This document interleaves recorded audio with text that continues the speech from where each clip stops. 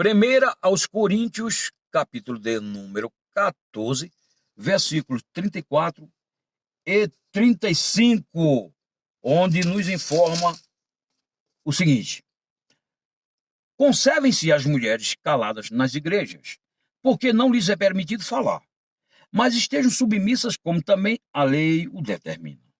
Se, porém, querem aprender alguma coisa, interroguem em casa seu próprio marido, porque para a mulher é vergonhoso falar na igreja.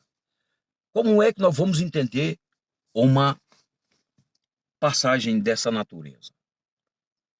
Infelizmente, muitos dão uma interpretação equivocada a esses versículos e alegam que mulher não pode de fato falar, porque Paulo falou isso aqui, mulher não pode falar. Essas pessoas que assim pensam estão equivocadas, porque o falar aqui está associado a interrogar. Quem interpreta o texto é o contexto, e o contexto é claro. A mulher não podia interrogar o pregador. O ministrante, aquela pessoa que estava trazendo uma palestra, uma pregação, um ambiente de culto, aquela pessoa não podia ser interrompida com interrogações de quem quer que fosse, especialmente das mulheres, que era costume das mulheres fazerem questionamento no ambiente de culto. E Paulo, ele se manifestou proibindo nesse sentido, não permitindo que houvesse interrupção no ambiente de culto, para não prejudicar o bom andamento da obra. A parte mais importante do culto é a pregação da palavra, e Paulo se preocupou com isso.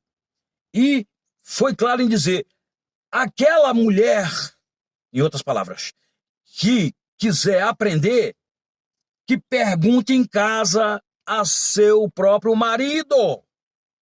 Então, em primeiro lugar, o Paulo está falando disso. Paulo não está falando que a mulher não podia falar. Ele está falando de forma clara, segundo o contexto, que ela não podia interrogar. E a prova está no capítulo 11, versículo 5, Paulo autoriza a mulher orar e mulher profetizar. É o que está escrito aqui. Toda mulher, toda, porém que ora ou profetiza com a cabeça sem véu, desonra sua própria cabeça. A mulher podia orar e profetizar, contanto que usasse o véu. Por quê? Porque as prostitutas, naquele contexto, elas tinham suas cabeças raspadas. Algumas delas se convertiam e vinham para o cristianismo e não podiam profetizar nem orar de cabeça raspada para não confundir com as mulheres pagãs. Por isso que Paulo ordenou que elas colocassem véu. É um fator cultural. Então as mulheres podiam falar sim, porque é o que está escrito na palavra. Se a mulher podia profetizar, não tem como profetizar sem falar. E nós vemos, por exemplo, em Atos dos Apóstolos, o próprio Deus, em Atos dos Apóstolos 2, versículo 18, nós temos o cumprimento parcial da profecia de Joel em dia de Pentecostes, onde diz o seguinte: até sobre meus servos e sobre as minhas servas derramarei do meu espírito naqueles dias, e profetizarão. Desde os dias de Pentecostes, que mulheres santas, mulheres de Deus, têm da parte de Deus a autorização para profetizar. Para profetizar. E não tem como profetizar se não tiver que falar.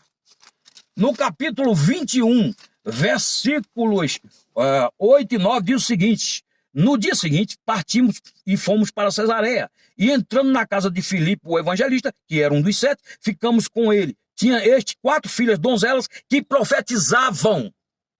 As mulheres profetizavam, falavam no ambiente de culto. Não podiam perguntar, questionar, para não atrapalhar o bom andamento da obra de Deus. Mas alguém ainda diria: mas mulher não pode ensinar. Como assim não pode ensinar? Se, de acordo com a palavra de Deus aqui, em 18:26, a Priscila e Áquila, que era seu esposo, ensinaram ao Apolo, que era um homem de Deus, um homem bem instruído, mas precisava ser mais instruído ainda, e para tal ele foi ensinado por Priscila e Áquila. Eles expuseram as escrituras para o Apolo. Versículo 26. Ele, quer dizer, Apolo, pois começou a falar ousadamente na sinagoga. Ouvindo-o, porém, Priscila e Áquila tomaram-no consigo e com mais exatidão lhes puseram o caminho de Deus. Então a mulher pode ensinar sim, é bíblico. De acordo ainda com Tito capítulo de número 2, versículo 3, as mulheres são chamadas de mestras. Quanto às mulheres idosas, semelhantemente, que sejam sérias em seu proceder, não caluniadoras, não escravizadas a muito vinho. Sejam mestras do bem, mestras do bem. Mulher pode ensinar, pode falar, não podia interrogar. Quero citar uma passagem do Antigo Testamento, onde fala que a mulher virtuosa de Provérbios, ela tinha instrução na boca. 31:26, fala com sabedoria. É um princípio. Mulher fala. Ela só não pode falar se ela não tiver sabedoria nenhuma. Mas se ela tem o Espírito Santo, ela pode se ensinar, pode falar.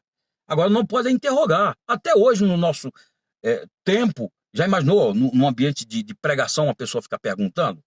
A menos que seja uma reunião de escola dominical, é diferente.